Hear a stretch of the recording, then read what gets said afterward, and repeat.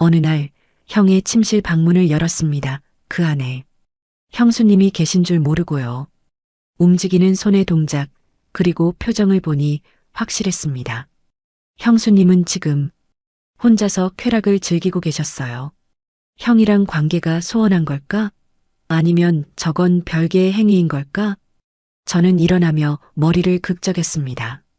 그런데 그때 제가 인지하지 못한 게 있었어요. 제 아래가 너무 커져 있었다는 걸요.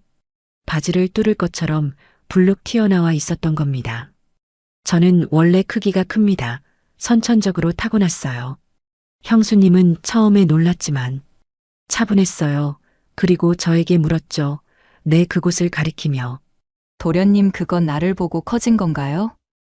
영상을 시작하기 전 구독과 좋아요 한 번씩 부탁드립니다. 저는 올해 45살입니다. 김우진, 아직도 부모님 집에 얹혀 사는 노총각이죠. 사남매 중 막내 아들로 태어나 평생을 이 터에서 살았어요. 부모님을 모시고 산다고 하면 듣기 좋지만 솔직히 말하면 그냥 얹혀 사는 겁니다.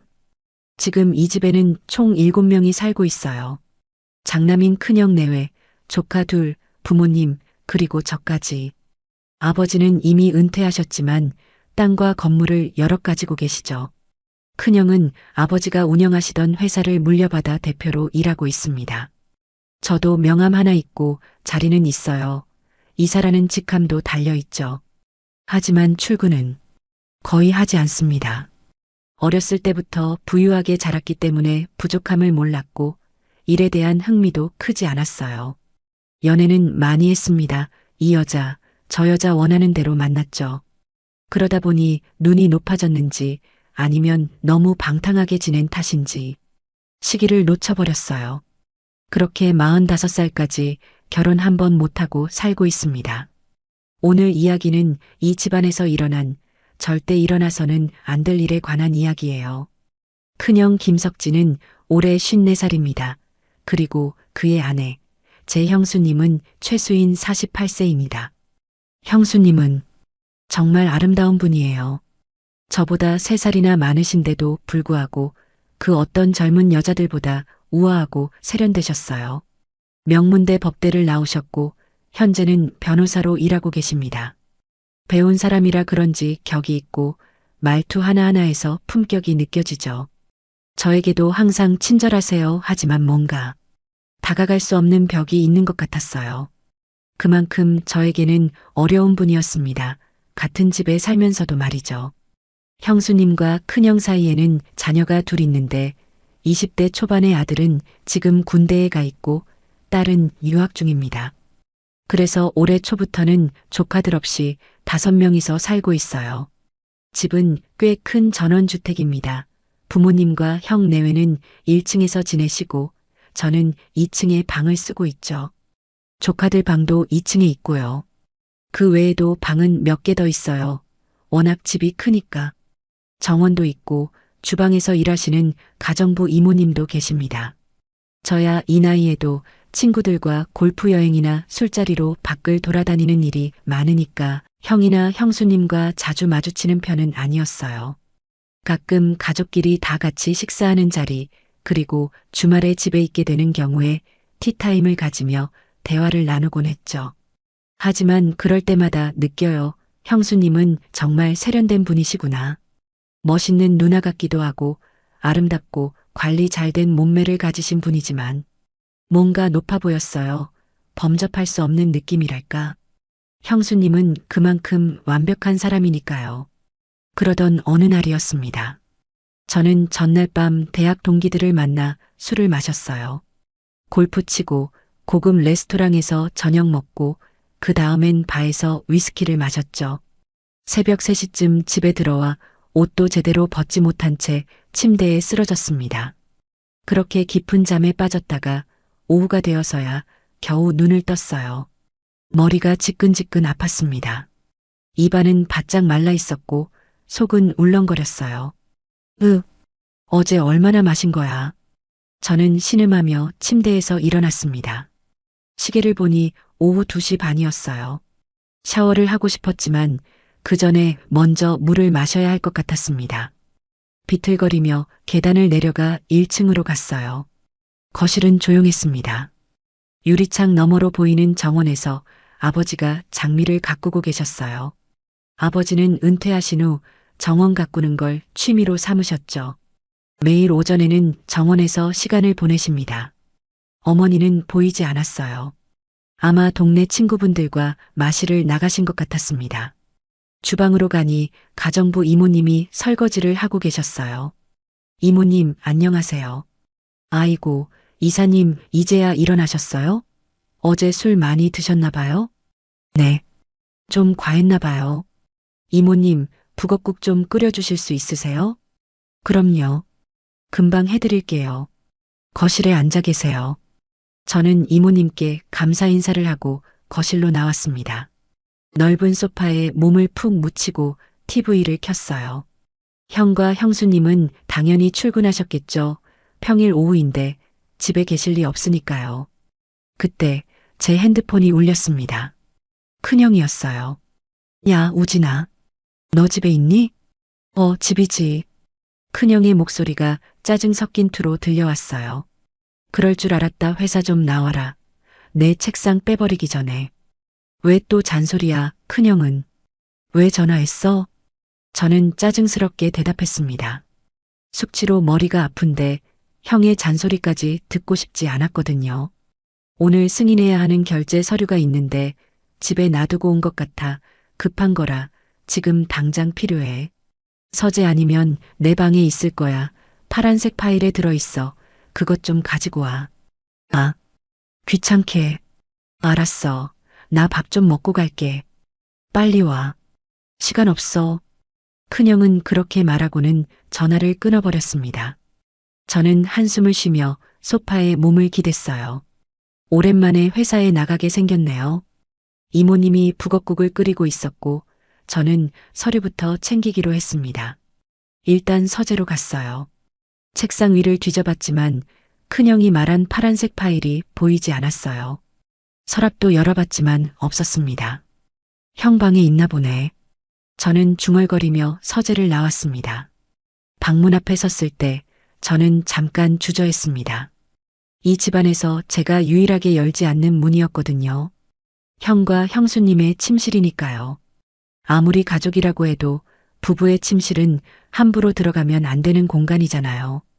당연히 형수님도 출근하셔서 없겠지만 왠지 모를 긴장감이 들었습니다. 들어가도 되겠지. 형이 서류 가져오라고 했으니까. 저는 스스로에게 말하며 조심스럽게 손을 뻗어 문손잡이를 잡았어요. 천천히, 아주 천천히 문을 열었습니다. 문이 열리면서 방 안이 보이기 시작했어요. 그런데 순간 저는 숨을 죽이고 그대로 얼어붙었습니다. 침대 위에 형수님이 계셨어요. 그것도 혼자서 자기 위로를 하고 계셨습니다. 작은 신음소리가 들렸어요. 형수님은 눈을 감은 채 이불을 배 위까지만 덮고 누워 계셨습니다. 이불 아래로 보이는 다리는 살짝 벌어져 있었고 손은 그곳에 모아져 있었어요. 움직이는 손의 동작 그리고 표정을 보니 확실했습니다. 형수님은 지금 혼자서 쾌락을 즐기고 계셨어요. 저는 당장 문을 닫고 나가야 한다고 생각했습니다. 이건 봐서는 안 되는 장면이에요. 너무나도 사적인, 누구에게도 보여서는 안 되는 모습이니까요.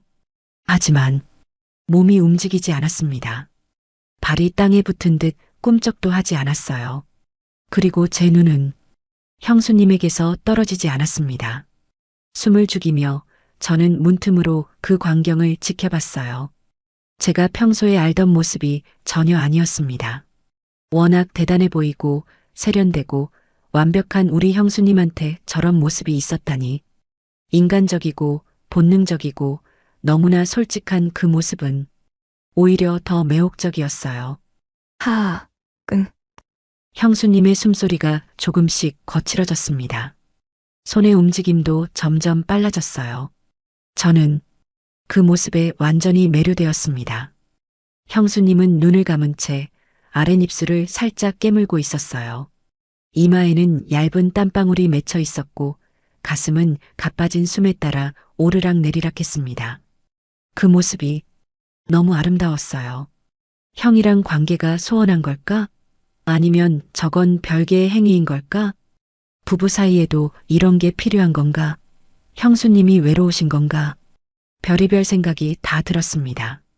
그런데 무엇보다 다리를 벌리고 손을 가운데로 모은 저 모습, 그리고 황홀한 듯한 저 표정은 너무 매혹적이고 아름다웠습니다. 저도 모르게 제 아래가 반응하기 시작했어요. 뜨거워지고 딱딱해지고 부풀어 오르기 시작했습니다. 바지 속이 답답해졌어요. 제 그것이 불끈 커져버렸거든요. 매우 단단하게. 형수님이 작은 신음을 흘렸습니다. 크지는 않지만 또렷하게 들리는 신음소리였어요. 그 소리를 들으니 더욱 흥분됐습니다. 저는 형수님을 평소 동경했습니다. 멋있고 똑똑하고 아름다운 분이라고 생각했어요. 하지만 이런 쪽으로는 생각해 본 적이 없었습니다. 당연한 일이죠. 큰형의 아내이자 형수님이니까요. 그런데 지금 제 눈앞에 펼쳐지는 저 모습은 매우 아름다운 여자가 가장 아름답게 저를 미치게 만드는 자태를 뽐내고 있었습니다. 저는 무의식적으로 조금 더 자세히 눈에 담고 싶었는지 무게중심을 앞으로 옮겼어요. 문틈을 조금 더 넓혀서 보려고 했던 것 같아요. 그때 컥! 침을 삼키는 소리가 너무 크게 들렸습니다. 그 순간 저는 중심을 잃었어요. 앞으로 쏠린 무게중심을 지탱하지 못하고 문이 활짝 열리며 저는 앞으로 넘어졌습니다. 쿵 하는 소리와 함께 저는 방 안으로 넘어졌어요. 으악! 형수님이 깜짝 놀라며 비명을 질렀습니다. 재빠르게 이불을 끌어올려 몸을 가렸어요. 저는 바닥에 엎드린 채 어떻게 해야 할지 몰라 얼어붙었어요. 무슨 일이세요? 도련님? 아, 죄송합니다.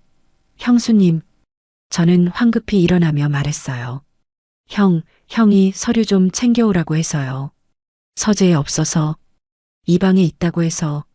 말이 더듬거렸습니다. 너무 당황스러워서 제대로 말이 나오지 않았어요. 형수님은 이불로 몸을 꽁꽁 가린 채 저를 바라봤습니다. 그녀의 얼굴은 빨갛게 달아올라 있었어요. 부끄러움인지 흥분 때문인지는 모르겠지만요. 저는 일어나며 머리를 극적였습니다. 그런데 그때 제가 인지하지 못한 게 있었어요. 제 아래가 너무 커져 있었다는 걸요. 바지를 뚫을 것처럼 불룩 튀어나와 있었던 겁니다. 저는 원래 크기가 큽니다. 선천적으로 타고났어요. 그런데 지금은 극도의 흥분 상태였기 때문에 최대한으로 커진 상태였죠. 형수님의 시선이 제 얼굴에서 천천히 아래로 내려갔습니다. 그리고 그곳에 멈췄어요. 저는 그제서야 깨달았습니다. 저는 황급히 엉덩이를 뒤로 살짝 빼고 주머니에 손을 넣어 그것을 잡았어요. 감추려고 했지만 이미 늦었습니다. 시간이 멈춘 것 같았습니다. 형수님이 먼저 입을 열었습니다. 도련님, 혹시 보셨어요? 차분한 목소리였어요. 생각보다 훨씬 침착했습니다. 아, 그게 형수님, 죄송해요. 보려고 한 건 아닌데. 그런데 그건 저를 보고서 그렇게 커진 건가요? 형수님이 제 그곳을 가리키며 물었습니다. 당황스러웠어요. 형수님은 꽤나 차분했습니다. 제가 커진 그곳을 직접적으로 언급하면서 자신을 보고 그런 거냐고 물었어요. 저는 너무 부끄러웠습니다. 형수님을 보고 이렇게 된 게 맞으니까요. 하지만 어떻게 대답해야 할까요? 네라고 솔직하게 말할 수도 없고 아니오라고 거짓말을 할 수도 없었어요. 그 순간 제 머릿속으로 여러 생각이 스쳐 지나갔습니다. 이게 정말 내 잘못인가? 형수님이 집에서 저런 걸 한 게 그게 제게 보여진 게 문제 아닌가? 아니, 그래도 제가 노크도 없이 문을 연 게 잘못이지. 하지만 형이 서류 가져오라고 했잖아. 급하다고 했고 짧은 시간에 5만 가지 생각이 들었습니다. 이 상황을 어떻게 대처해야 하지? 그때 형수님이 대답 없이 어쩔 줄 몰라 하는 저에게 다시 말을 건넸어요. 도련님, 우리 비밀이 생겼네요. 형수님의 말에는 묘한 뉘앙스가 있었어요. 위협도 아니고 농담도 아닌 무언가 의미심장한 느낌이었습니다. 저는 서류 챙겨서 나가보겠습니다. 저는 얼른 테이블 위에 놓인 파란색 파일을 집어들었어요. 그리고 부랴부랴 방을 나왔습니다. 문을 닫고 복도에 서서 저는 가슴을 쓸어내렸어요. 심장이 미친 듯이 뛰고 있었습니다. 아, 미치겠네. 저는 중얼거리며 2층으로 올라갔어요. 주방에서 이모님이 불렀지만 저는 나중에 먹을게요. 라고 소리치고는 제 방으로 들어갔습니다. 방문을 닫고 침대에 털썩 주저앉았어요. 아직도 심장이 빠르게 뛰고 있었습니다. 그리고 제 아래는 여전히 딱딱한 상태였어요. 형수님의 그 모습이 자꾸만 떠올랐습니다. 아, 미치겠네. 정말. 저는 서류를 들고 회사에 갔고 큰형에게 전해줬어요. 큰형은 이제야 오냐며 툴툴거렸지만 서류를 받고는 바쁘게 어디론가 가버렸습니다. 저는 회사에 잠깐 있다가 곧바로 나왔어요. 집으로 돌아가기는 싫었습니다. 형수님과 마주칠까 봐요. 그래서 친구에게 전화를 걸어 저녁이나 먹자고 했죠. 친구와 술을 마시며 시간을 보내다가 밤 11시쯤 집에 들어왔어요. 조용한 집이었습니다. 모두 잠든 시간이었죠. 저는 최대한 조용히 2층으로 올라가 제 방으로 들어갔습니다. 침대에 누웠지만 잠이 오지 않았어요.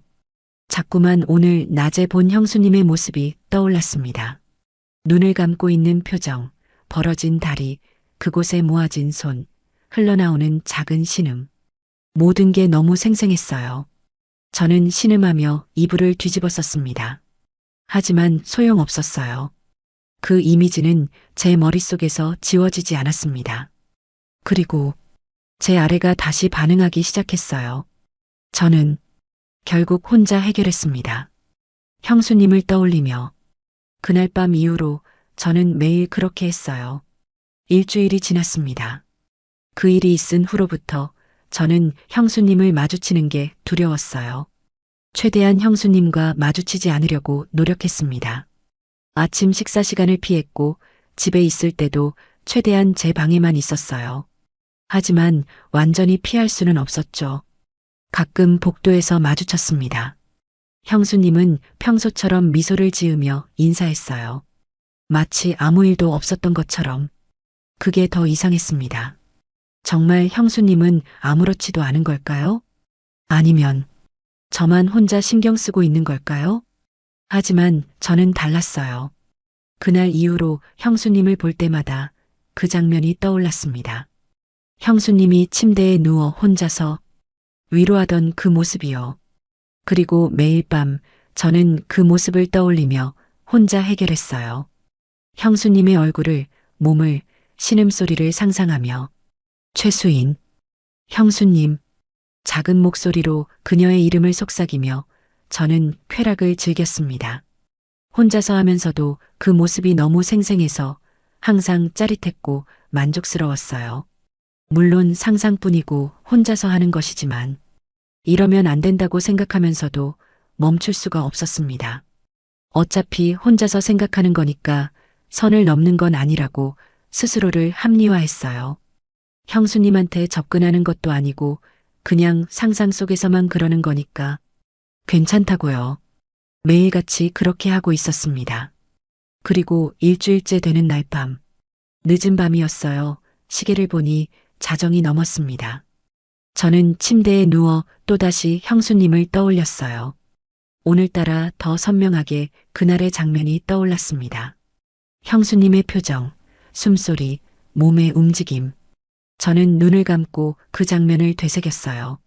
그리고 작은 목소리로 중얼거렸습니다. 최수인. 형수님의 이름을 불렀어요. 최수인. 보고 싶어. 저는 계속 속삭였습니다. 혼자 중얼거리며 저는 상상에 빠져들었어요. 만약 그날 제가 그냥 들어갔다면 어땠을까? 만약 형수님이 저를 불렀다면? 온갖 상상이 머릿속을 스쳐 지나갔습니다. 그렇게 한참을 무르익어 가던 그때 삐걱 문이 열렸었나 봐요. 하지만 저는 너무 집중하고 있어서 그 소리를 듣지 못했어요.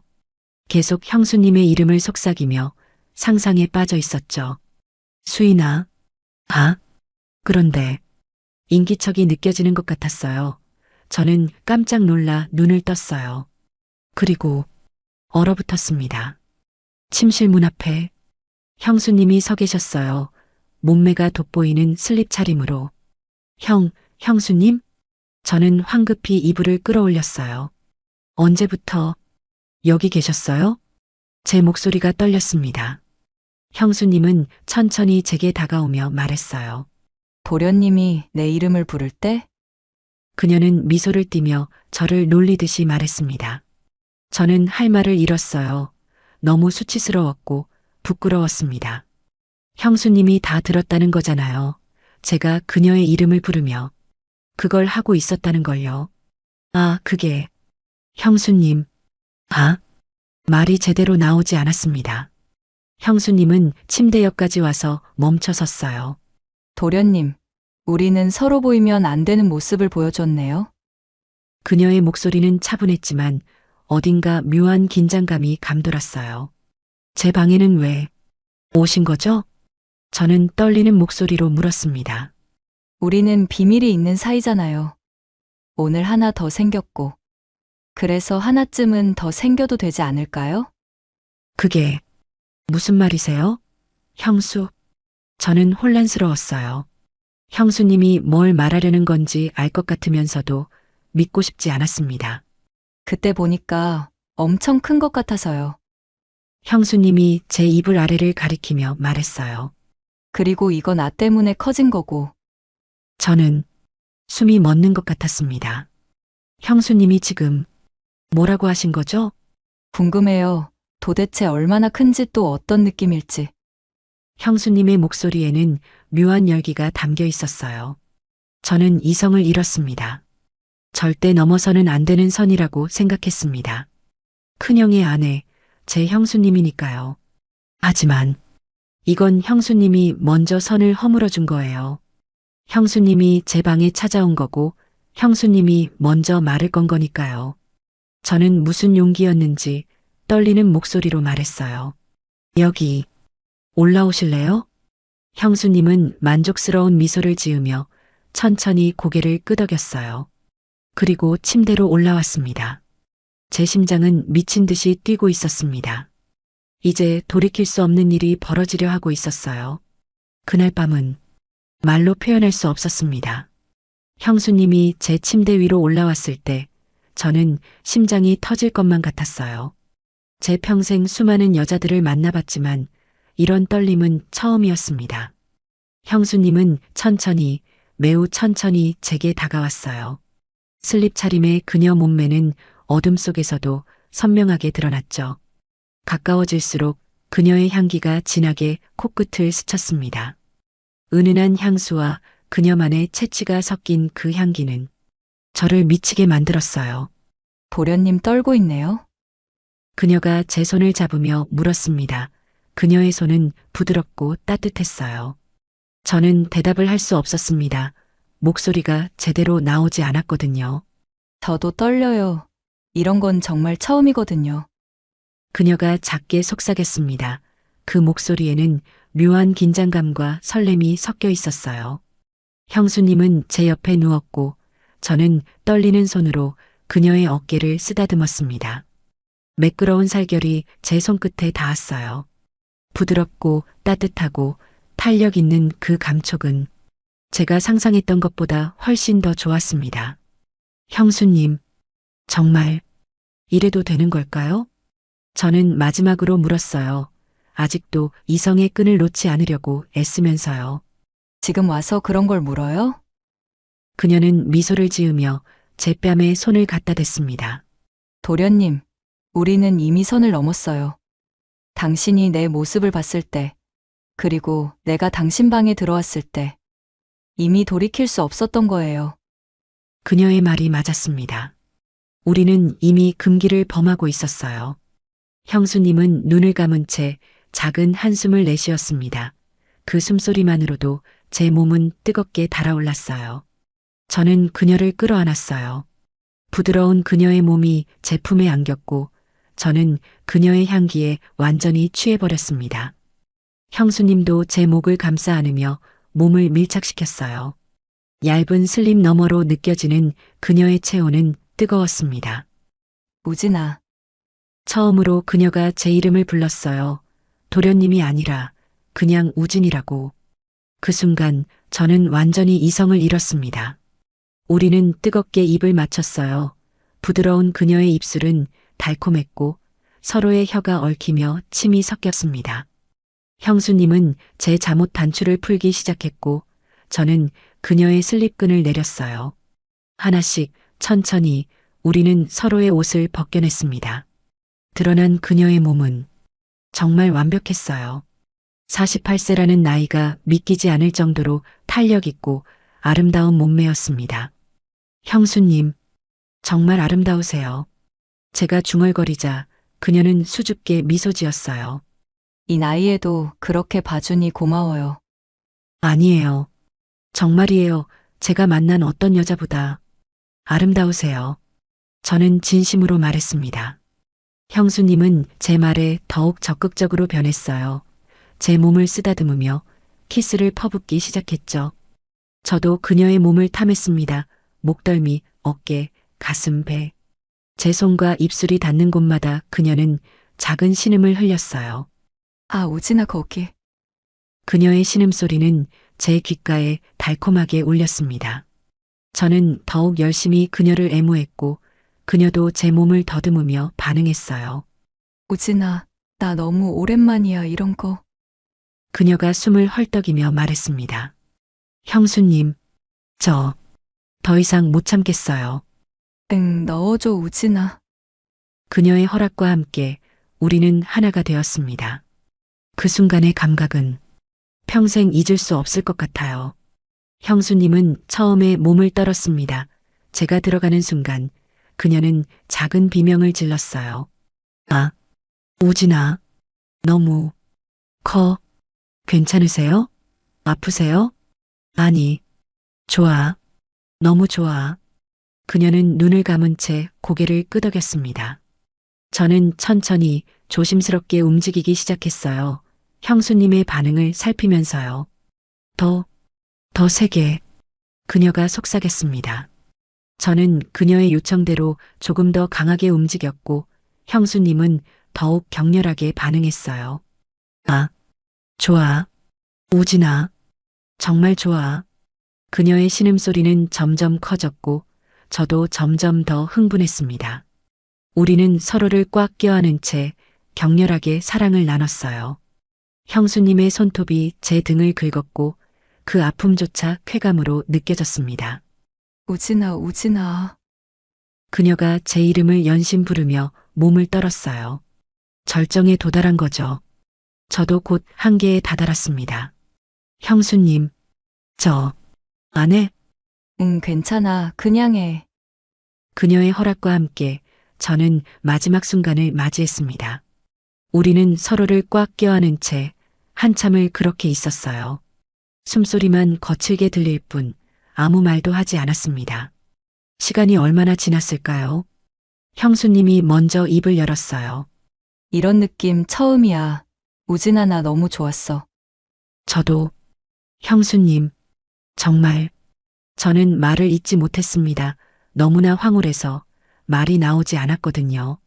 형수님은 제 품에서 빠져나와 침대에 누웠어요. 땀에 젖은 그녀의 몸은 어둠 속에서도 아름답게 빛났습니다. 30분이나 했네. 그녀가 시계를 보며 말했습니다. 더 할까요? 제가 물었지만 형수님은 고개를 저었어요. 오늘은 이만 너무 오래 있으면 들킬 수도 있어. 맞는 말이었습니다. 큰형이 자고 있는 1층, 그리고 부모님도 같은 층에 계시니까요. 형수님은 천천히 옷을 주워 입기 시작했어요. 저는 그 모습을 넋 놓고 바라봤습니다. 슬립을 입은 그녀는 제게 다가와 볼에 가볍게 키스했어요. 우리의 세 번째 비밀. 너무 좋았어. 그리고 우진아, 이건 마지막 비밀이어야 해. 그 말에 제 가슴이 철렁 내려앉았습니다. 왜요? 형수님, 우리는 넘지 말아야 할 선을 넘었어, 한 번은. 실수라고 치자 하지만 두 번, 세 번. 그러면 안 되잖아. 형수님의 말은 이성적이었습니다. 하지만 저는 받아들이고 싶지 않았어요. 우진아, 알지? 우리가 계속 이러면 안 된다는 거. 네, 알아요. 하지만 오늘 밤을 잊지 마 하지만 다시는 이러면 안 돼. 형수님은 그렇게 말하고는 조용히 문을 열고 나갔습니다. 저는 텅 빈 침대에 혼자 남았어요. 그녀의 향기만 남은 이 공간에서 저는 멍하니 천장을 바라봤습니다. 그날 이후로 일주일이 지났습니다. 아니, 어쩌면 2주일이 지났을 수도 있어요. 시간 감각이 없어졌거든요. 형수님은 정말로 예전의 모습으로 돌아갔습니다. 아침 식사 자리에서 만나도 주말 티타임에서 마주쳐도 그녀는 저를 그저 도련님으로만 대했어요. 마치 아무 일도 없었던 것처럼. 하지만 저는 달랐습니다. 그날 밤이 계속 생각났어요. 형수님의 향기, 부드러운 살결, 달콤한 신음소리. 모든 게 생생하게 기억났습니다. 밤마다 저는 그 기억을 떠올리며 혼자 해결했어요. 형수님의 이름을 속삭이며 그녀를 상상하며 그렇게 매일 밤을 보냈습니다. 최수인, 형수님, 작은 목소리로 그녀의 이름을 부르며 저는 그날 밤을 재현하려 애썼어요. 하지만 혼자 하는 건 결코 그날 밤만큼 만족스럽지 않았습니다. 저는 점점 더 그녀가 그리워졌어요. 복도에서 마주칠 때마다 가슴이 뛰었고 그녀의 목소리만 들려도 심장이 두근거렸습니다. 하지만 먼저 다가갈 수는 없었어요. 형수님이 마지막이라고 했으니까요. 그리고 정말로 우리는 다시는 그러면 안 되니까요. 그런데 정말 이대로 끝인 걸까요? 어느 날 저녁 가족 모두 거실에 모여 TV를 보고 있었어요. 아버지, 어머니, 큰형, 형수님, 그리고 저. 형은 소파에 앉아 서류들을 보고 있었고 형수님은 그 옆에 앉아 스마트폰을 보고 계셨어요. 저는 멀찌감치 떨어진 소파에 앉아 TV를 보는 척하며 형수님을 힐끔힐끔 쳐다봤습니다. 그때 형수님과 눈이 마주쳤어요. 형수님은 미소를 지었습니다. 아주 작게 저만 알아볼 수 있을 정도로. 제 심장이 쿵 하고 뛰었어요. 혹시 형수님도 저를 생각하고 계신 걸까요? 혹시 그날 밤이 정말 마지막이 아닐 수도 있는 걸까요? 저는 희망을 품기 시작했습니다. 며칠이 더 지났습니다. 형수님은 여전히 저를 예전처럼 대했지만 가끔씩, 아주 가끔씩 의미심장한 눈빛을 보냈어요. 복도에서 스쳐 지나갈 때 손끝이 살짝 닿기도 했습니다. 아, 죄송해요, 도련님. 아니에요, 형수님. 그렇게 짧은 대화를 나누지만 그 순간의 스킨십은 제게 큰 의미였어요. 어느 토요일 오후 저는 거실을 지나가다가 형수님과 마주쳤습니다. 도련님, 산책하러 가시는 거예요? 아, 네. 날씨가 좋아서요. 저도 같이 가도 될까요? 요즘 운동이 부족해서 제 심장이 쿵쾅거렸습니다. 네, 물론이죠. 우리는 집 뒤쪽 정원 산책로를 함께 걸었어요. 부모님은 낮잠을 주무시고 큰형은 골프 모임에 나가셨으니 집에는 우리 둘과 가정부 이모님만 있었습니다. 한적한 산책로를 걸으며 형수님이 먼저 입을 열었어요. 우진 씨, 요즘 어때요? 저요? 그냥 평소랑 똑같죠. 그날 이후로 많이 생각했어요? 갑작스러운 질문에 저는 멈춰섰습니다. 매일 생각했어요. 형수님, 저는 솔직하게 대답했습니다. 형수님은 잠시 침묵하더니 작게 한숨을 쉬었어요. 나도. 그래요, 자꾸만 생각나요. 그날 밤이. 형수님의 고백에 제 가슴이 뜨거워졌습니다. 그럼 다시 안 돼요. 형수님은 단호하게 고개를 저었습니다. 우리는 한 번의 실수로 끝내야 해요. 계속하면 돌이킬 수 없게 될 거예요. 하지만 형수님도 원하시잖아요. 원하는 것과 해야 하는 것은 달라요, 도련님. 형수님의 목소리에는 안타까움이 묻어났습니다.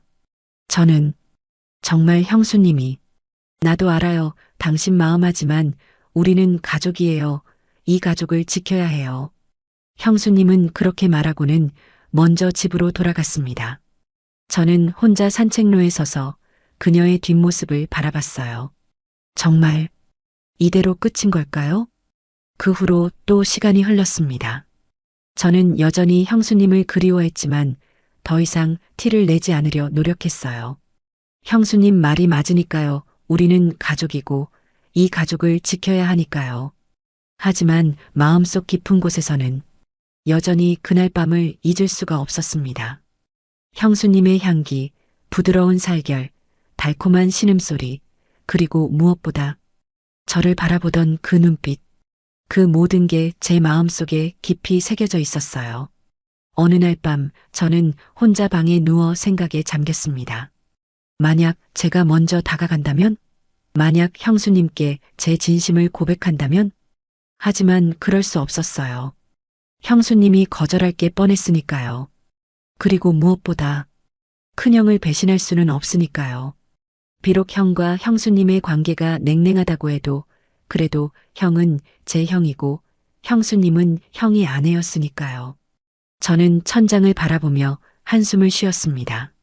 지금도 저는 그날 밤을 잊지 못합니다.